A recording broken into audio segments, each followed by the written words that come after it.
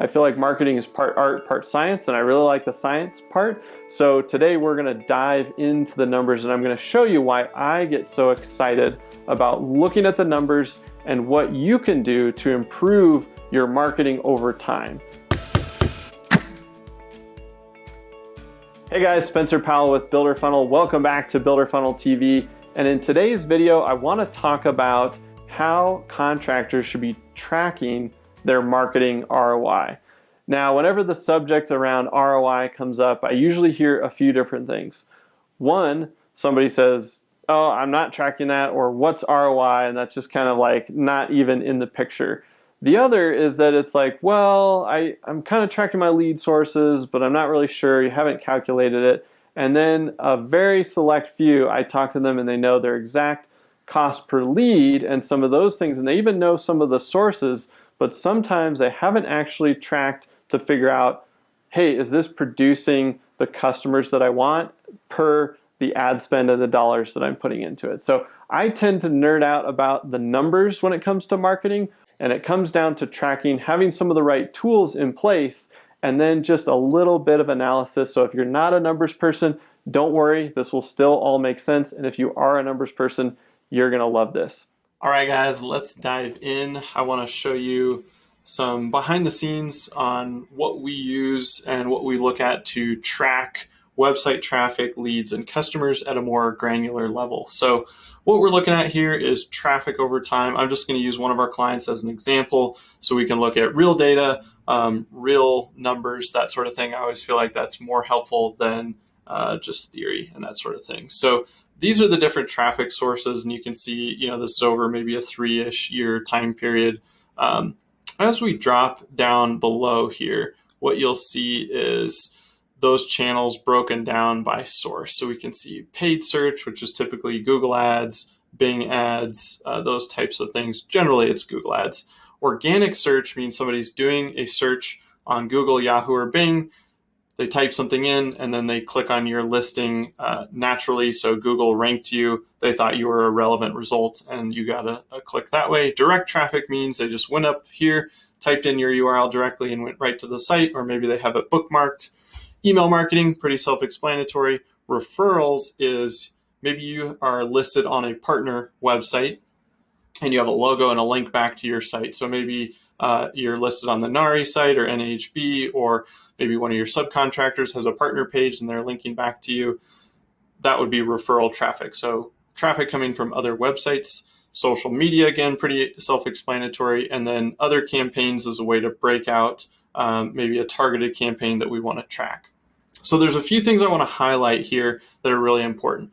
Sessions is your traffic, your website traffic. And so you can see the number of people coming through these different channels. If you have Google Analytics, you'll be able to see this type of data. So you would be able to look at your users, your sessions, those types of things. That's similar data to what we're looking at here. Then we look at these two columns here, and we see session to contact rate. And so that is our lead conversion rate. So new contacts are people that have filled out forms on the website. So we call those leads or raw leads. So you can see your conversion rates for each channel and your overall conversion rate. Now, most sites that are not working to implement a good top of the funnel lead conversion strategy, usually when I look at them, they're about 0.5%. Our benchmark for, I would say, remodelers, interior remodeling companies is typically 1.5 to 2.5%. If you're a specialty contractor, maybe fencing, roofing, siding, windows, outdoor landscape, you could see conversion rates 5 to 10%. We had a fencing contractor, we got up to 12%. So you'll see it higher as you go into more specialty trade, but that interior remodeling, kitchen, bath, addition, you'll see kind of 1.5 to 2.5. Again, that's if you're doing a good job converting. So look at your own conversion rate. A way to do that, if you have Google Analytics and you've set up conversion tracking, you'll be able to see number of people that have, say, completed a goal. So a goal might be filling out a form, your Contact Us form. However, an easier way to do it, I think, is just take the number of leads that you're tracking and look at how many people filled out a form on my website, count them up for a month, go and look at your traffic in Google Analytics for that month and divide them. So this number is just this divided by this times 100 to give you that percentage. And you can kind of see what your baseline is. I recommend doing this over a 3 or 6 month window so you get a better average. So take all the leads over 6 months, total traffic over that same time period, divide the two and see where you're at. My guess is you're probably around that 0.5%, maybe 0.3, 0.5, 0.7. If you're doing a better job, you might be looking at 1% or starting to push higher. If you are in the upper range, do a double check on yourself to see what your traffic looks like. Sometimes you can be sitting at 1 or 2%, but if your traffic is like 100 people a month or 200 visitors a month, then that's great, but really you need to ramp up your traffic a lot more because you're not getting that many leads. So you can get some of this from Google, but you can't get more granular, and I'll get there in a second. The next thing I want to talk about is this contact to customer rate, which is how many of these leads turned into customers. So for this client, these projects are typically between 100 and 500,000. They do a lot of interior remodeling, whole home remodeling, stuff like that. So we can see these conversion rates. But where this gets really exciting is you can go, oh gosh, I'm doing all these things online. I'm doing social media, I'm working on my SEO, et cetera, et cetera. Where are my leads coming from and where are my customers coming from? And so we can see organic search is that top producer of customers, and it's produced 19. We can also see this is the highest converting channel from traffic to leads. And so we know we get more leads from this channel. In fact, if we look at paid traffic drove more sessions and visitors to the website than organic, but less than half the leads. So if we were to focus going forward, we'd say, man, if we can really improve our organic search, that is our top performing channel, far and away, best conversion rate here, but also the most customers.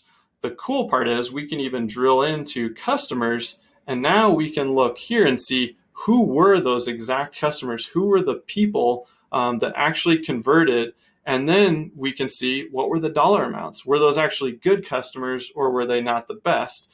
So if we were looking at that paid channel and it was less customers, but maybe they were better. So you kind of have to take a couple of steps here, but you can't really get this data from Google Analytics because it just shows you raw numbers. I'm just going to go back for a second. You can get this from Google, but you won't be able to click on this number and see who those people were. It'll just say, hey, you got 20 form submissions this month, but you don't know who the 20 people were. And you can't track customer data in Google Analytics. And you won't know, again, who those customers are. So if we go back here and then we say, click on this particular customer, this will take us to their contact timeline.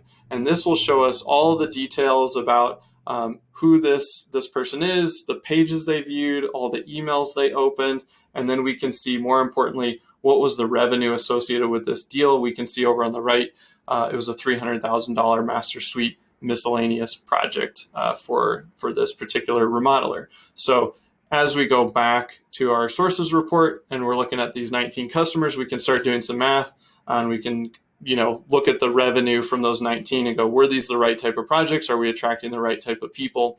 So all that being said, this is the way you should really be tracking your web traffic and your analytics is not only traffic, not only leads, but let's get to customers. And we call this closed loop reporting. And that way you can see exactly where your customers are coming from, but you can drill in even deeper and say, are these the right type of customers? Because maybe this other campaign only drove 2, but maybe those 2 customers were each $500,000 projects. And we're going, gosh, that campaign was amazing. Can we do 2 of those campaigns this year? Could we do a better job on that campaign? Same with paid search. Maybe the customers are less, but the quality is better. Generally, I haven't found that to be the case. Usually organic is going to be your top producing channel for leads, and it's going to be your best quality lead and quality customer. But again, it's going to vary site to site and company to company. And so you really want to track this stuff for yourself and then be able to actually make your determinations on marketing from real data, and again, real customer data and real dollars data with those numbers. So hopefully this added a little bit of context into how we track marketing ROI and what some of those important benchmarks are. you can definitely dive into things like email open rates and click rates and Google ranking and all these other things. But at the end of the day, for us, it always boils down to traffic, leads, and customers. Customers being the thing that we're all chasing. Good customers, the right type of customers, and all the other data and things you can track just are a function of leading to these things. So don't take your eye off the big things, and then you can get more granular from here. All right, guys, hopefully this helped. All right, guys, hopefully you found that little tutorial helpful in terms of where you can maybe improve some things in tracking your lead flow, but also your customers and where exactly they're coming from. Hopefully that little behind the scenes sneak peek was fun too, to see some real data from real contractors just like you. And again, a couple of quick reminders. One, we'll put some links below if you want to dive deeper into this topic or connect with us here at Builder Funnel. And two, don't forget to hit the subscribe button and make sure that you are alerted to new videos just like this one. We'll see you next time on Builder Funnel TV.